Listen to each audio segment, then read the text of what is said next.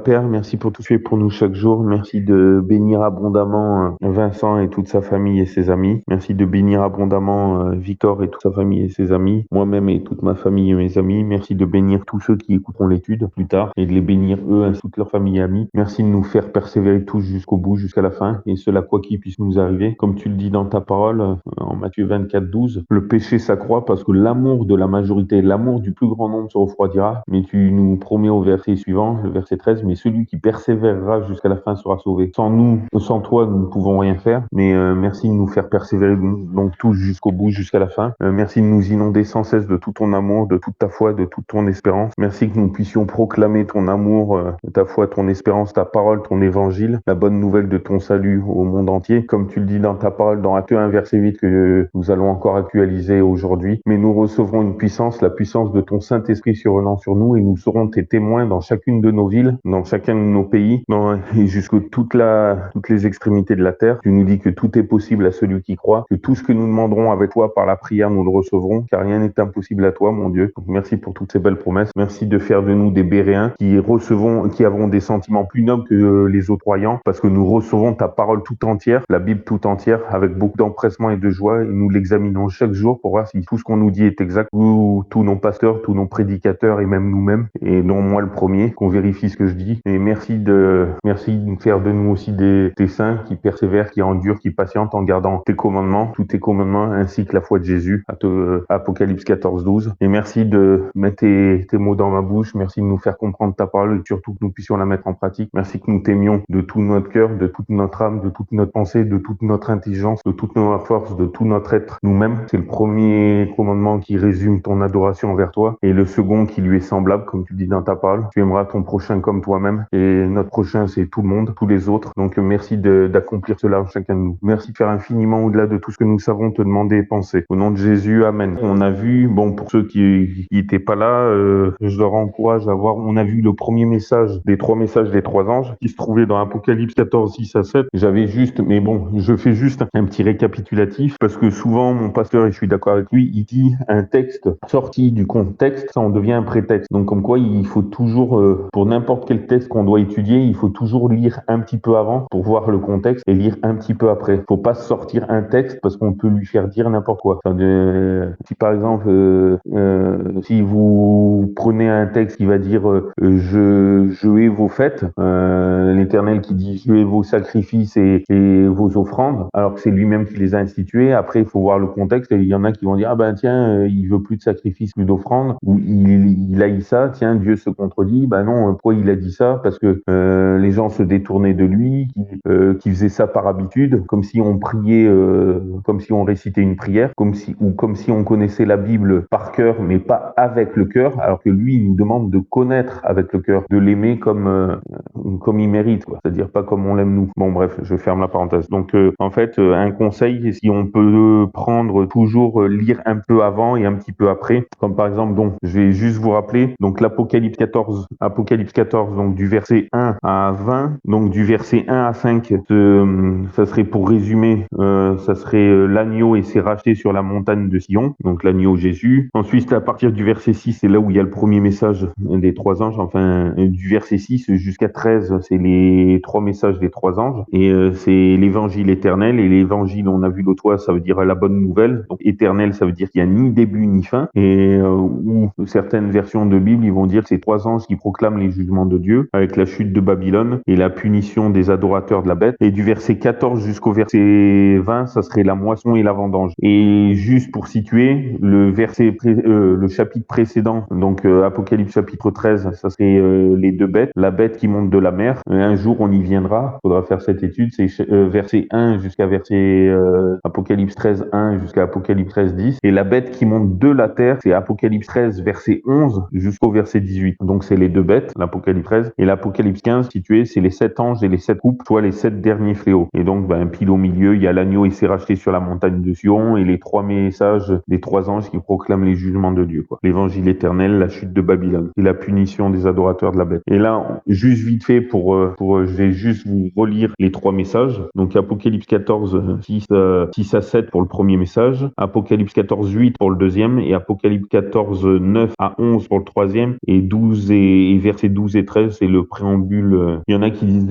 ouais, ça fait partie du troisième message, il y en a qui disent non, c'est la conclusion. Enfin bref, on verra une partie ultérieurement. Donc déjà, je vais vous lire 6 à 13. D'abord, je vais couper, je vais vous lire 6 à 7 qu'on a vu hier, enfin avant-hier, et après le verset 8 qu'on va voir aujourd'hui, et qu'on verra un autre jour, les 4 derniers versets, les 5 derniers versets, pardon. Donc Apocalypse 14, 6 à 7. Et je vis un autre ange qui volait au milieu du ciel, portant l'évangile éternel pour l'annoncer à ceux qui habitent sur toute la terre, à toute nation, à toute tribu, à toute langue et à tout peuple, en disant d'une voix forte, craignez Dieu et donnez-lui gloire, car l'heure de son jugement est venue, pas va venir, est venue. Et adorez celui qui a fait le ciel, la terre, la mer et les sources des eaux. Amen. Donc adorez le Créateur, quoi. Bon, on a vu hier de toute façon, et aujourd'hui donc on va voir. Et un autre ange le suivit en disant, elle est tombée, Babylone, la grande ville, parce qu'elle a abreuvé toutes les nations du vin de la fureur de son impudicité. Et ce que nous verrons la prochaine fois. Et un troisième ange les suivit en disant d'une voix forte, quelqu'un adore la bête et son image, et s'il en prend la marque au front ou à la main, il boira aussi du vin de la colère de Dieu, du vin pur préparé dans la coupe de sa colère, et il sera tourmenté dans le feu et le soufre en présence des saints anges et de l'agneau. Et la fumée de leur tourment, vous remarquerez bien, c'est marqué, bon, j'y viendrai, et la fumée de leur tourment, c'est pas leur tourment. Bon, après, il y aura bon, je vais pas en tirer. Et la fumée de leur tourment montera au siècle des siècles. Et ils n'auront aucun repos, ni le jour, ni la nuit, ceux qui auront adoré la bête et son image, et quiconque aura pris la marque de son nom. Verset 12, c'est ici la patience, ou la persévérance, ou l'endurance, suivant les versions angliques, des saints. Ce sont ici ceux qui gardent les commandements de Dieu et la foi de Jésus. C'est pas l'un ou l'autre, mais les deux ensemble. Et j'entendis une voix du ciel qui me disait, écris, heureux dès à présent les morts qui meurent dans le Seigneur. Oui, dit l'Esprit, car ils se reposent de leurs travaux et leurs œuvres les suivent. Amen. Donc le verset 9 à 13, on le verra le prochain coup. Là, ça risque d'être plus rapide. On va voir le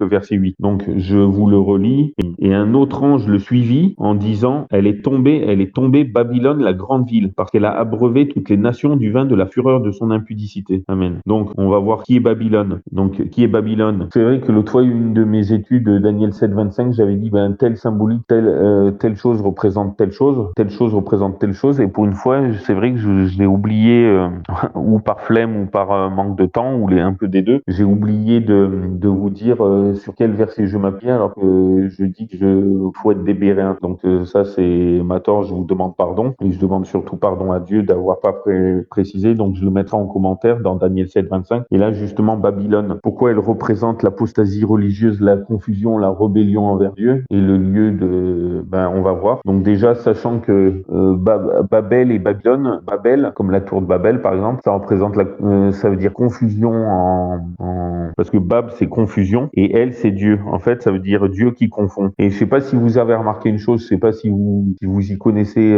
dans les termes marins, mais tribord et bâbord. Longtemps, je disais tiens, tribord c'est à droite ou à gauche et bâbord c'est à gauche ou à droite. Tribord, trinité, droite. La droite, quand on dit à la droite, la sagesse est à la droite de telle personne, ça veut dire qu'il est rempli de sagesse. La droite, ça représente une bonne chose. En spiritualité, je parle pas en politique, hein. Ne me faites pas dire ce que j'ai pas dit. Et bâbord, c'est la gauche, parce que bab, confusion. Ce serait comme si c'était confusion de la gauche. Parce que souvent, bon, après, il faudrait y revenir, mais j'ouvre et je ferme la parenthèse. Le Saint-Esprit, souvent, quand il se révèle aux hommes, il vient par la droite. Les esprits qui viennent par la gauche, c'est pas le Saint-Esprit, c'est des esprits de démons. Bon, après, il faudrait que je vous dise, j'ai pas les versets en tête, mais je le mettrai en commentaire après la vidéo. Mais bon, ça fait penser à trinité, 3 en 1. Et Babel, ça veut dire Dieu qui confond le langage. Bon, et Babylone, c'est un diminutif de Babel, mais on va voir pourquoi. Donc déjà, Genèse 10, versets 8 à 10, pour savoir qui est Babylone. Genèse 10, versets 8 à 10. Genèse 10, alors 8 à 10. Et Couche engendra Nimrod, qui commença à être puissant sur la terre. Il fut un puissant chasseur devant l'Éternel. C'est cela qu'on dit comme Nimrod, puissant chasseur devant l'Éternel. Et le commencement de son royaume fut Babel, Érec, Akkad et Calné dans le pays de Shinéar. Et Babylone, ça a été le nouveau nom de Babel. Voilà pourquoi je vous dis. Donc ça vient de Babel. Et Babel, vous connaissez tous la tour de Babel. Maintenant, Genèse 11, versets 6 à 9. Et l'Éternel dit, voici, c'est un seul peuple. Ils ont tous le même langage. Et voilà ce qu'ils commencent à faire. Et maintenant, rien ne les empêchera d'exécuter tout ce qu'ils ont projeté. Allons, descendons et confondons là leur langage, en sorte qu'ils n'entendent point le langage langage l'un de l'autre, qu'ils ne comprennent point. Ah oui, jusqu'au verset 9. Et l'Éternel les dispersa de là sur la face de toute la terre, et ils cessèrent de bâtir la ville. C'est pourquoi son nom fut appelé Babel, qui signifie confusion, car l'Éternel y confondit le langage de toute la terre, et de là l'Éternel les dispersa sur toute la face de la terre. Amen. Et juste pour vous lire avant le verset 6, les 5 premiers versets. Or, toute la terre avait le même langage et les mêmes mots, mais donc une seule langue. Mais il arriva qu'étant partis du côté de l'Orient, ils trouvèrent une plaine dans le pays de Shinéar, et ils y demeurèrent, et ils se dirent l'un à l'autre, allons, faisons des briques et cuisons-les au feu. Et la brique leur tint lieu de pierre, et le bitume leur tint lieu de mortier, et ils dirent, allons, bâtissons-nous une ville et une tour, dont le sommet soit dans les cieux, et faisons-nous un nom. Donc orgueil encore, orgueil, orgueil, de peur que nous ne soyons dispersés sur la face de toute la terre. Vous voyez, souvent de peur, en fait, ce que les hommes y redoutent, mais comme ils sont orgueilleux, ben, c'est ce que Dieu leur donne, puis il dit, bah ouais, enfin bref. Et l'Éternel descendit pour voir la ville et la tour qu'avaient bâti les fils des hommes. Et là, je vais redire, et l'Éternel dit, voici, c'est un seul peuple, et ils ont tous le même langage, et voilà ce qu'ils commencent à faire, commence. Et maintenant, rien ne les empêchera d'exécuter tout ce qu'ils ont projeté. Allons, descendons et confondons là leur langage, en sorte qu'ils n'entendent point le langage l'un de l'autre et qu'ils ne comprennent point. Et l'Éternel les dispersa de là sur la face de toute la terre. Ils cessèrent de bâtir la ville. C'est quoi son nom? Fut appelé Babel, confusion, car l'Éternel y confondit le langage de toute la terre, et de là l'Éternel les dispersa sur toute la face de la terre. Amen. Puis après, ça parle des descendants de Sem au verset 10. Mais voyez la tour de Babel. Et Babylone, ben, géographiquement, ça vient de Babel. Donc voilà pourquoi je vous dis ça. Mais écoutez bien, vous allez halluciner. Donc maintenant, pourquoi je vous dis que c'est l'apostasie religieuse, le lieu de tous les repères, enfin les choses mauvaises. Justement, je vais voir les deux autres textes bibliques avec vous. Alors, il y a Apocalypse 17 et Apocalypse 17 et Apocalypse 18. Alors, déjà oui, Babylone, confusion religieuse, rébellion envers Dieu, bien sûr, l'immoralité, le plaisir, l'anarchie, l'adoration de faux dieux, le lieu de l'apostasie et de l'erreur, et l'apostasie religieuse, bien sûr, et la confusion, comme Babel. Donc, il y a Apocalypse 18, versets 2 à 3, qui nous dit, écoutez bien, et il cria avec force et à grande voix, et dit, elle est tombée, Babylone la grande, et elle est devenue la demeure des démons. Donc, vous voyez, j'invente rien. Quand je vous dis, c'est le lieu de l'apostasie, le lieu de l'erreur et l'adoration de faux dieux, les démons, quoi. Immoralité, rébellion envers Dieu, confusion religieuse. Donc, écoutez bien, Babylone la grande, et elle est devenue la demeure des démons, et le repère de tout esprit immonde, et le repère de tout oiseau immonde et horrible, car toutes les maisons ont bu du vin de la fureur de sa fornication, et les rois de la terre se sont prostitués avec elle, et les marchands de la terre se sont enrichis de l'abondance de son luxe. Et c'est fort, hein? Amen. Et le verset 1, c'était après cela, je vis descendre du ciel un autre ange qui avait un grand pouvoir. La terre fut éclairée de sa gloire. Et il cria avec force et à grande voix, et il dit, elle est tombée, Babylone la grande. Vous voyez, le repère ou la demeure des démons, le repère de tout esprit immonde, le repère de tout oiseau immonde. Toutes les nations de la terre ont bu du vin de la fureur de sa fornication. Donc une prostituée, quoi. Et les rois de la terre se sont prostitués avec elle. Les marchands de la terre sont enrichis de l'abondance de son luxe. Et maintenant, l'autre verset, pour bien appliquer les 5 autres versets, parce que souvent, je vous dis, je me répète, mais quand on veut dire une croyance ou une chose, il faut essayer de prendre 2 ou 3 versets minimum, parce qu'un témoignage est véritable sous la déposition de 2 ou 3 témoins. Alors qu'un seul témoin, dans la loi, que ce soit au temps de Moïse ou même l'apôtre Paul qui le répète, un témoignage n'a pas de poids s'il y a qu'un seul témoin. Il faut 2 ou 3. Donc c'est pour ça que j'essaye de vous prendre toujours 2 ou 3 textes minimum, 2 ou 3 versets. Donc si c'est des textes de plusieurs versets, c'est encore. Donc là, on va voir Apocalypse, le dernier texte pour nous dire Babylone, pour bien préciser. Et le verset 5, vous allez halluciner. Apocalypse 17, les 5 premiers versets, le verset 1 à 5. Et l'un des 7 anges qui avait les 7 coupes, donc ces prophéties touchant le mystère de la grande prostituée et prédication de sa chute. Et ah oui, Apocalypse verset 10, chapitre 8, c'est prophétie de la ruine de la grande Babylone. Alors, et l'un des Apocalypse 17, 1 à 5, et l'un des 7 anges qui avait les 7 coupes vint et me parla en disant, viens, je te montrerai le châtiment de la grande prostituée. Donc c'est pas moi qui le dis, c'est la Bible. Et sachant qu'une femme dans la Bible, c'est une église. Et donc une femme prostituée, ben, c'est un système religieux fallacieux, trompeur. C'est une église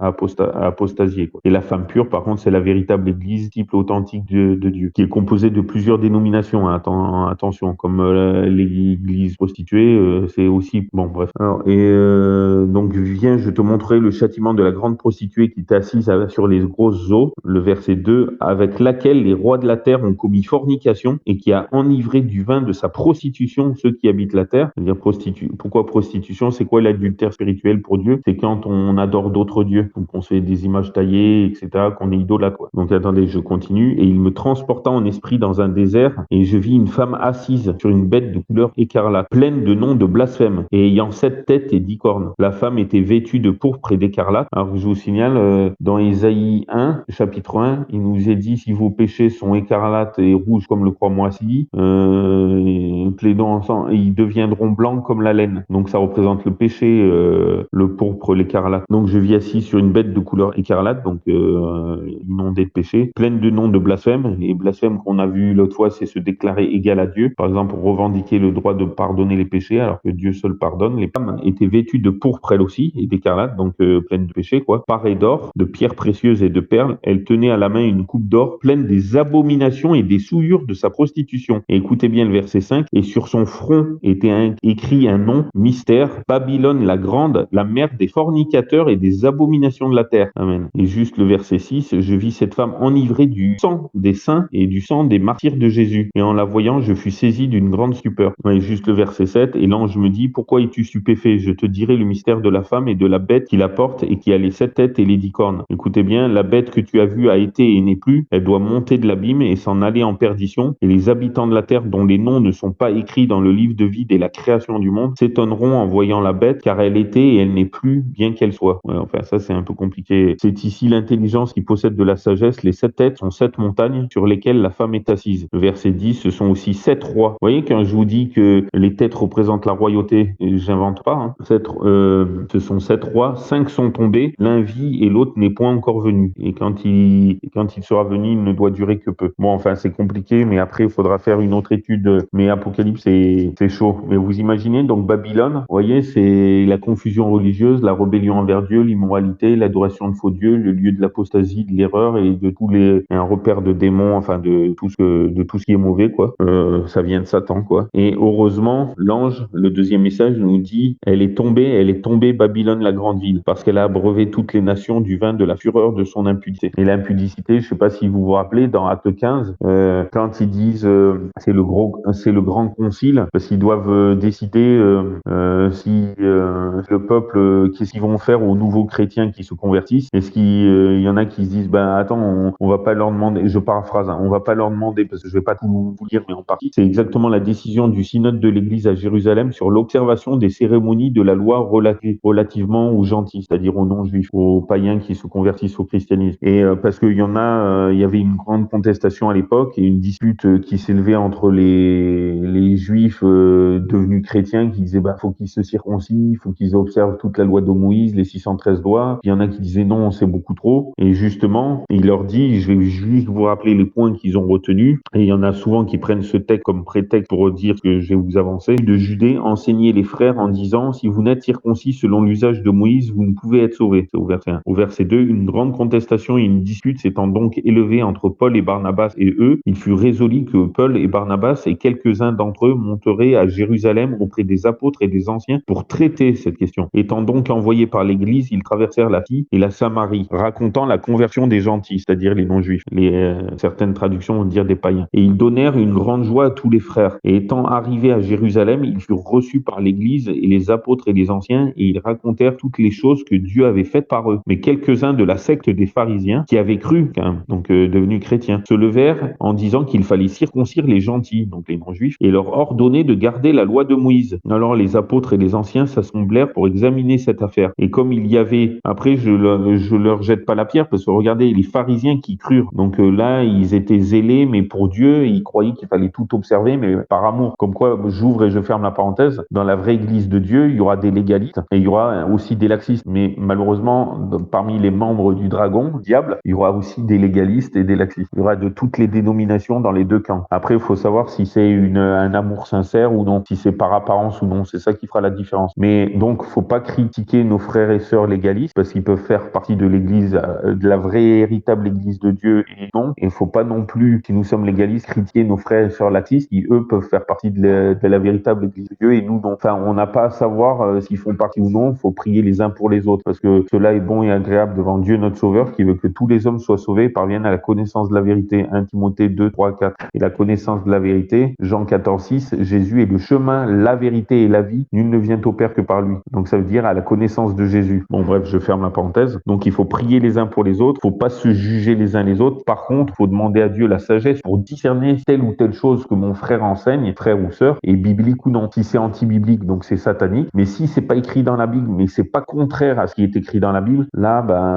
on peut pas s'y opposer. Tu sais pas s'il faut être pour, mais il faut pas l'empêcher, quoi. Par contre, si c'est anti-biblique, si c'est écrit bleu dans la Bible et que bleu est pas rouge et que l'autre, ton frère, il te dit rouge, il dit non, non, regarde, c'est bleu. Bon, je ferme la parenthèse. Alors, verset 5, mais quelques-uns de la secte des pharisiens qui avaient cru se levèrent en disant qu'il fallait circoncire les gentils, donc les non-juifs, et leur ordonner de garder la loi de Moïse. Alors les apôtres et les anciens s'assemblèrent pour examiner cette affaire, et comme il y avait une grande dispute, donc vous voyez, il n'y a pas que des disputes à l'époque, enfin nous maintenant, à l'époque aussi, à leur époque aussi, Pierre se leva et leur dit, hommes frères, vous savez qu'il y a longtemps que Dieu m'a choisi d'entre nous afin que les gentils, donc non-juifs, entendissent de ma bouche la parole de l'évangile et qu'ils crussent. Et Dieu, qui connaît les cœurs, heureusement, leur a rendu témoignage en leur donnant le Saint-Esprit aussi bien qu'à nous. Et il n'a point fait de différence entre nous et eux, ayant purifié leur cœur par la foi. Maintenant donc, pourquoi tentez-vous Dieu en imposant aux disciples un joug que ni nos pères ni nous n'avons eu la force de porter? Mais nous croyons que nous serons sauvés par la grâce du Seigneur Jésus-Christ, de même que... Alors toute l'assemblée se tut, et ils écoutaient Barnabas et Paul. C'est dommage qu'il n'y ait plus de Pierre et Barnabas et de Paul à nos époques, on préfère ma parenthèse, qui racontaient quel miracle et quelle merveille Dieu avait fait par eux parmi les gentils, les non-juifs. Et après qu'ils eurent cessé de parler, Jacques prit la parole et dit, hommes frères, écoutez-moi. Simon a raconté comment Dieu a commencé de choisir parmi les gentils, donc non-juifs, un peuple consacré à son nom. Et avec cela s'accordent les paroles des prophètes selon qu'il est écrit, après cela je reviendrai, je rebâtirai le tabernacle de David qui est tombé et je réparerai ses ruines et je le redresserai, afin que le reste des hommes et toutes les nations sur lesquelles mon nom est invoqué cherchent le Seigneur. Ainsi dit le Seigneur qui a fait toutes ces choses. Toutes les œuvres de Dieu lui sont connues de toute éternité. Amen, Dieu merci. C'est pourquoi j'estime qu'il ne faut point inquiéter ceux des gentils qui se convertissent à Dieu, donc les non-juifs, mais leur écrire, alors là écoutez bien, à partir du verset 20, mais leur écrire de s'abstenir des souillures des idoles, de la fornication, des animaux étouffés et du sang, l'âme et dans le sang. C'est pour ça que souvent ils vont vous dire la différence entre kasher et halal. Halal, ça sera vider du sang et prière en direction de la mosquée, alors que kasher, ça sera juste vider du sang. Les juifs, c'est kasher et halal, c'est musulman. Et n'empêche, des animaux étouffés et du sang, il y a presque aucun chrétien qui le font, quoi. Tous ceux qui mangent de la viande, souvent, c'est de la, enfin, même si la viande est bien cuite, mais c'est de la viande étouffée. C'est pas de la viande kasher. Alors que d'après Acte 15, vous voyez, il n'y a pas beaucoup de chrétiens qui observent ça. Et pourtant, ça a été au synode la décision des premiers. Bon, bref. Et bien sûr, il y en a qui disent il y a juste ça, il y a juste ces quatre choses, c'est-à-dire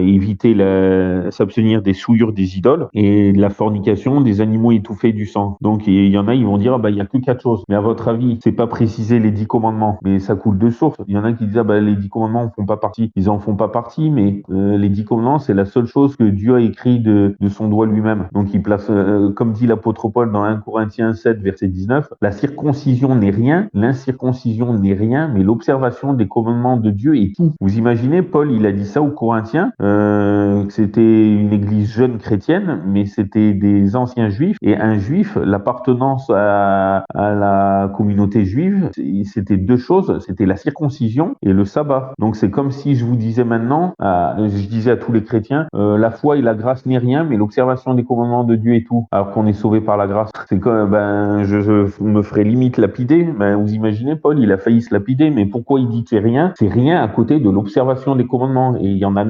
10, il n'y en a pas 9 ni 8. Bon, bref, je ferme la parenthèse. Donc là, forcément, si Paul, il dit ça aux Corinthiens, l'observation des commandements de Dieu est tout, c'est bien que dans Acte 15, il y en a, ils vont dire, on n'a pas observé les commandements parce que c'est pas écrit dans Acte 15. Oui, mais regarde, est-ce que tu manges des animaux étouffés? Est-ce que tu manges des animaux cachers? Non. Pourtant, c'est écrit. Et en plus, c'est pas parce que c'est pas marqué, c'est pas reprécisé les 10 commandements. Pourquoi il a pas reprécisé? Parce que ça coulait de source. Parce que c'est la seule chose que Dieu a écrit lui-même. Toute la loi, les 613 lois, c'est les hommes qui ont écrit sous l'inspiration de Dieu. Mais les 10 commandements, c'est la seule chose que Dieu a prononcé lui-même. Exode 20, verset 1, Exode 31, verset 18. Et c'est la seule chose qu'il a écrit et gravé de son doigt lui-même. Exode 31, verset 18, Exode 32, verset 16, Exode 34, verset 28. Vous pouvez vérifier. Donc, ils sont intouchables. Voilà pourquoi ils en ont pas parlé, parce que ça coule de source. Vous imaginez, ça, c'est des petits commandements à côté. Et ça, donc, on pose pas problème. bien qu'on les observe pas, mais parce que c'est les hommes qui ont décidé ça, tandis que Dieu, les 10 commandements, c'est lui qui les a décidés, c'est lui qui les a prononcés et gravés, donc intouchable normalement. Bon bref, je ferme la parenthèse. Donc juste pour vous dire, la confusion, la rébellion envers Dieu, au verset 8 d'Apocalypse 14-12, elle est tombée. Vivement qu'elle tombe. Donc ça c'est le deuxième message. Donc ça c'est, donc vous y mettez le deuxième message. Donc quand on vous dit elle est tombée, bon je sais pas pour vous, mais moi ça a deux significations. Là déjà on voit que c'est au passé. Donc ça veut dire qu'elle est tombée. Moi ça me fait penser à tombons les masques, comme quoi elle est dévoilée, comme quoi on le voit. Enfin je sais pas si vous me suivez. Imaginez que oui voilà, que j'essaye de séduire une femme et que je lui cache que je suis marié. Ils enlèvent mon alliance. Mais elle voit par exemple la marque de mon alliance. Elle voit que mon doigt c'est blanc, c'est moins bronzé que le reste de mon doigt. Même si je suis pas bronzé, elle va dire mais attends, tiens, ton masque il est tombé. Je vois bien ta supercherie. Tu me dragues alors que t'es un mec marié. Vous voyez, c'est un peu comme ça. Elle est tombée. Ça veut dire qu'ils voient que la confusion, ils voient que Dieu a mis à nu les desseins de cette bête, de cette prostituée, et que le monde va voir que c'est une supercherie. Et donc ça vivement, il y a des commentateurs qui disent qu'on est au temps de du deuxième ange, sachant que ange ça vient de angelos qui veut dire envoyé. Donc c'est pas forcément un ange céleste. Quand Dieu il dit qui enverrai-je à Isaïe, et le prophète Isaïe il dit envoie-moi Seigneur, moi me voici, envoie-moi Seigneur. Donc être des anges entre guillemets, pas ange céleste mais ange dans le sens envoyé par Dieu. Donc qui enverrai-je? Moi Seigneur, envoie-moi. Faudrait que chacun nous disions ça, parce que j'aimerais juste vous rappeler au Matthieu 24 verset 14, et cet évangile du royaume sera prêché par toute la terre habitée pour servir de témoignage à toutes les nations, et alors la fin arrivera. Vous imaginez? Et le premier message, l'évangile éternel à toute nation, toute tribu, toute langue, c'est-à-dire sur toute la terre habitée. Vous voyez, le premier message des trois anges, il correspond à Matthieu 24 14. Donc cet évangile sera prêché sur toute la terre. Servir de témoignage, ça ne veut pas dire qu'ils accepteront tous, mais dès que toute la terre aura été prêchée sur le salut, sur la bonne nouvelle éternelle du salut de Dieu, de son royaume, et qu'il aura le choix, et hop, Jésus reviendra. Donc c'est pour ça qu'il faut qu'on se bouge. Désolé de parler cru, mais et moi le premier, il faut qu'on se bouge les miches pour que plus on fera ça, plus il reviendra. Il y en a qui disent mais on peut pas hâter son retour s'il a décidé de venir tel jour, telle heure, on peut pas le hâter. Oui, je suis d'accord, mais c'est pas une raison pour ne rien faire. Imaginez, je vous invite à manger chez moi, tel jour, telle heure. Si je vous attends les bras croisés, les pieds sur la table, je vais trouver le temps long. Par contre, si je nettoie la maison, si je prépare à manger, si je prépare que ce soit tout nickel pour votre venue, est-ce que je vais trouver le temps long? Dans 2 Pierre 3, verset 12, attendant et attend la venue du jour de Dieu, dans lequel les cieux enflammés seront dissous et les éléments embrasés se fondront. Or, nous attendons, selon sa promesse, de nouveaux cieux et une nouvelle terre où la justice habite, au verset 13. Verset 14, c'est pourquoi, bien-aimés, en attendant ces choses, efforcez-vous d'être trouvés sans tâche et sans reproche devant lui dans la paix. Bon, après, on peut pas changer ses tâches nous-mêmes. Comme il dit, comme un léopard ne peut pas enlever ses tâches. Mais par contre, on peut et on doit le demander à Dieu et le laisser agir. Et écoutez bien le verset 15, et croyez que la longue patience de notre Seigneur est votre salut, comme Paul, notre frère bien-aimé, vous l'a aussi écrit, selon la sagesse qui lui a été donnée. Et comme il le fait dans toutes ses épîtres, quand il y parle de ces choses, parmi lesquelles il en est de difficile à entendre et à comprendre que les personnes ignorantes et mal assurées tordent, comme pour les autres épîtres, les autres écritures, à leur propre perdition. Amen. Donc souvent, oui, j'ouvre et je ferme la parenthèse, souvent on nous dit, et à juste titre, qu'il ne faut rien ajouter ni retrancher à la parole de Dieu. Mais on oublie aussi ça, qu'il ne faut rien tordre. Et ça, malheureusement, même moi, des fois, je prie Dieu, je dis fait que je ne torde pas, parce que des fois, j'ai tendance à faire un raccourci ou un résumé rapide, et des fois, je me dis non,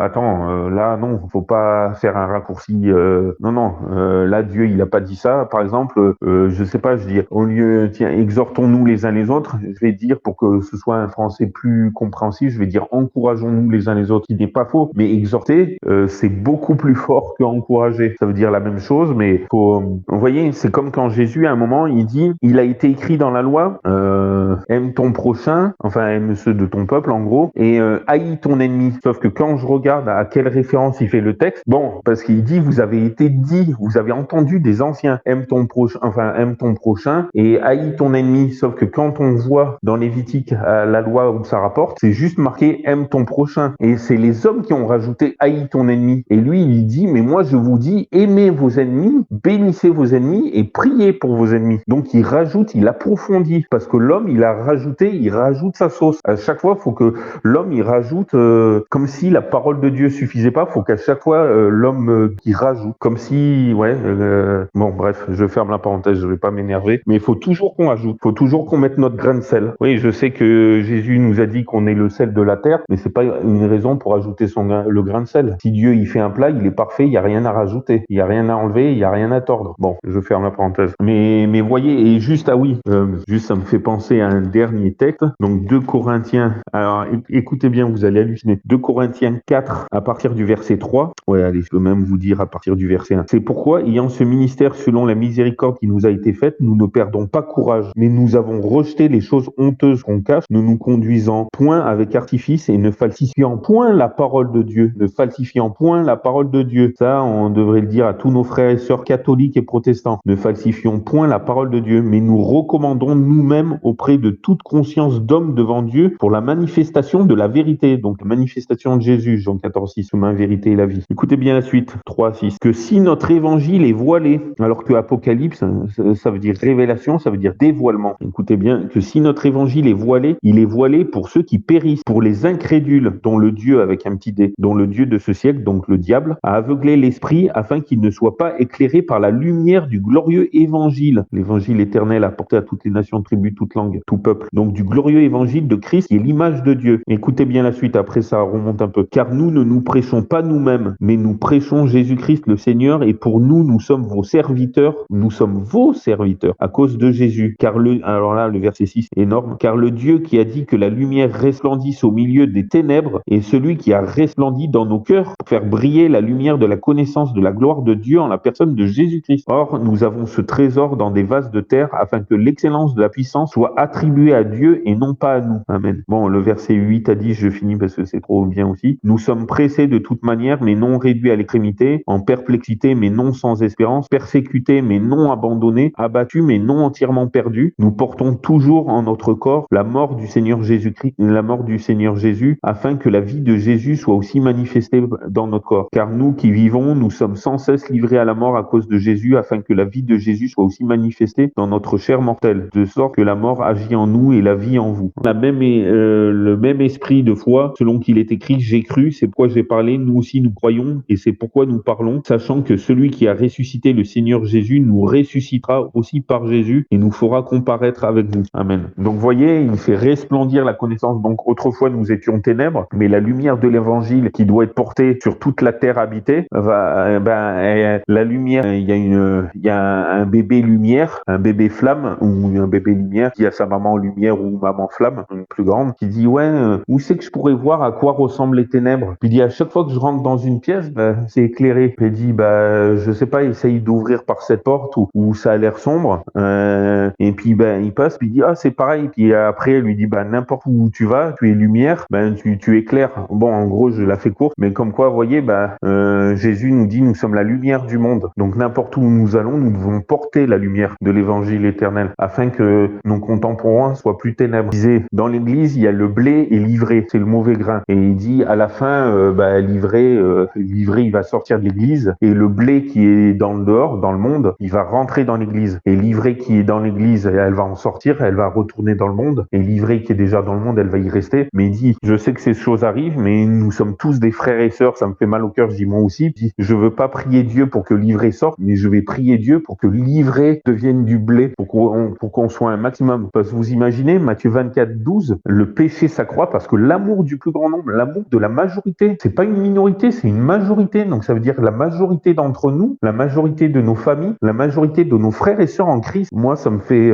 donc la majorité d'entre nous, l'iniquité s'accroît parce que son amour a refroidi. Donc faut vraiment qu'on prie pour l'amour entre nous. Et il y en a qui disent, vous imaginez, la majorité, ça peut être 90% ou 95%. Donc ça veut dire que 5 ou 10% qui seraient sauvés. Vous imaginez, ça fait pas beaucoup. Et quand Jésus il dit, quand je reviendrai sur la terre, trouverai-je encore de la foi. Faut vraiment qu'on prie les uns les autres, qui nous inonde de son amour. Il faut vraiment qu'on ait l'amour qui décrit dans 1 Corinthiens 13, versets 4 à 8. L'amour est patient, l'amour supporte tout, l'amour excuse tout, l'amour ne soupçonne point le mal, l'amour se réjouit dans la justice et il ne se réjouit pas de l'injustice, excuse tout, supporte tout. J'en suis loin. Mais bon, bref, c'est pour ça qu'il faut qu'on porte l'évangile éternel, qu'on prie pour qu'on dise Seigneur, donne-moi les bons mots aux bonnes personnes au bon moment, les bons actes pour qu'ils soient touchés. Oui, j'ouvre et je ferme la parenthèse aussi rapidement. Vous imaginez le Seigneur, souvent je me disais, mais pourquoi tu m'envoies? Pourquoi moi qui suis pécheur, que bon, ben, n'importe qui peut dire, ouais, toi t'es gros, tu es gourmand, ben, t'as vu, tu es sans péché, tu viens me porter l'évangile, t'écouterai quand tu seras parfait. Certains me disaient, tu manges comme quatre, vu que t'es gros, non, j'ai pas envie de t'écouter. J'écouterai que quand tu seras parfait. Ben, il m'écoutera jamais parce que je serai parfait juste au retour de Jésus. Parce que Philippiens 6, je suis persuadé que celui, c'est-à-dire Dieu qui a commencé en vous cette bonne œuvre, la rendra parfaite pour le jour de Jésus-Christ, donc pour le jour de son retour. Amen. Ça veut dire pas avant. Il nous rend perfectibles, mais on sera parfait que le jour de son retour. Mais vous voyez, ces personnes qui sont éternellement insatisfaites, même un ange parfait viendrait les voir, un ange du ciel, et ben, il leur dirait, ah, mais on veut pas t'écouter parce que tu comprends pas les faiblesses des hommes. Donc, ces genres de personnes, ils trouveront toujours quelque chose à dire. Toi, ah ben, t'es pas parfait, je veux pas t'écouter. T'as plein d'erreurs, t'as plein de péchés. Je dis, tu as raison. Mais l'ange, ils diront, t'es un ange, je comprends pas la vie sur terre, donc j'ai pas envie de t'écouter non plus. Ces personnes-là, ils trouveront toujours quelque chose à dire. Mais, par contre, ce qui est énorme, et Dieu, il me met à cœur souvent, non, on a une triple joie immense. Première joie immense, il nous a créés et il nous a sauvés, chacun de nous tous, parce qu'il nous aime de son amour éternel, c'est-à-dire qu'il n'a ni début ni fin et qui est gigantesque, on peut pas se rendre compte à tel point. Il quand même mourir pour sauver juste un. Si on avait été tout seul sur la terre, il serait venu mourir pour chacun de nous tous, individuellement. Donc, non seulement ça, mourir et ressusciter, mais donc on a une valeur immense aux yeux de Dieu. Et ça, même si on le rejette, c'est ça qui est énorme. Enfin, bref. Et donc, non seulement on a une joie immense parce qu'on est aimé, créé et sauvé par notre Dieu d'amour, créateur et rédempteur, mais en plus, il nous donne une deuxième joie de le propager, d'en parler autour de nous, afin que d'autres soient sauvés. Donc, c'est une autre joie. Et même s'il y en a qu'un qui accepte sur les 10 ou 20 ou 100 qu'on parle, s'il y en a qu'un qui accepte, c'est encore une joie immense. Donc, vous rendez compte? Il nous rend participants de cela, parce qu'il nous aime. Et quand il y a un dans le monde qui se convertit, quand il y a un pécheur qui se repent et qui vient à Dieu ou revient à lui, et ben, le sourire qu'il a aux oreilles, jusqu'aux oreilles, il veut nous rendre participants de cela pour qu'on soit heureux avec lui. Vous imaginez l'amour de notre Dieu? Bon, c'est pour nous chaque jour. Merci de nous inonder de cet amour. Merci que nous nous rendions compte de tout l'amour que tu as pour nous, que nous n'oublions jamais dans les mauvais moments, dans les jours de détresse, que tu nous dis sans cesse, tu nous dis 365 fois dans toute ta parole, ne crains point, parce que tu es avec nous, tu es notre Dieu, tu nous aimes, et donc merci de nous rappeler à quel point tu nous aimes. Merci que nous n'oublions pas et que nous puissions le propager à un maximum de nos contemporains, dans nos familles, foyers, amis, et un maximum de nos connaissances. Merci de nous donner les occasions de parler toi, de ta parole, de ton évangile éternel. Nous sommes vers la fin des temps. Merci de rendre ton amour bouillant en nous, afin qu'on soit la petite minorité où l'iniquité diminue jusqu'à disparaître totalement, comme tu le dis dans Philippiens 1:6, et comme tu dis que celui qui persévérera jusqu'à la fin sera sauvé, dans Matthieu 24:13. Merci qu'on puisse faire partie de cela. Merci qu'on puisse être ton peuple, tes fils et tes filles qui annonçons ton évangile à toutes les nations de la terre. Et alors, la fin viendra, tu reviendras, tu nous fais la promesse, tu nous dis que tu es avec nous tous les jours jusqu'à la fin du monde, Matthieu 28:20, mais c'est plus énorme que cela. Tu es avec nous jusqu'à la fin du monde spirituellement, mais à la fin du monde, tu vas revenir, donc tu seras avec nous pour l'éternité tout entière physiquement. Donc ça, c'est énorme. Merci pour toutes tes belles promesses. Merci de faire de nous des Béréens. Merci de faire de nous le reste de ta postérité, qui gardons les commandements de Dieu et qui retenons le témoignage de Jésus, Apocalypse 12:17. Merci de faire de nous tes saints qui persévèrent, qui endurent, qui patientent en gardant tes commandements et la foi de Jésus, Apocalypse 14:12. Merci de bénir nos familles, nos amis. Merci de bénir abondamment Vincent, Victor et toute leur famille, amis, ainsi que moi-même et ceux qui écouteront. Et merci pour tout ce que tu es, mon Dieu. Merci pour tout ce que tu as fait pour chacun de nous et merci pour tout ce que tu continues de faire pour chacun de nous. Merci de faire infiniment au-delà de tout ce que nous savons te demander et penser. Je remets mes bien-aimés chers frères et amis entre tes mains. Connais leur situation, connais la mienne aussi. Merci d'être avec eux. Merci pour tout. Au nom de Jésus, amen.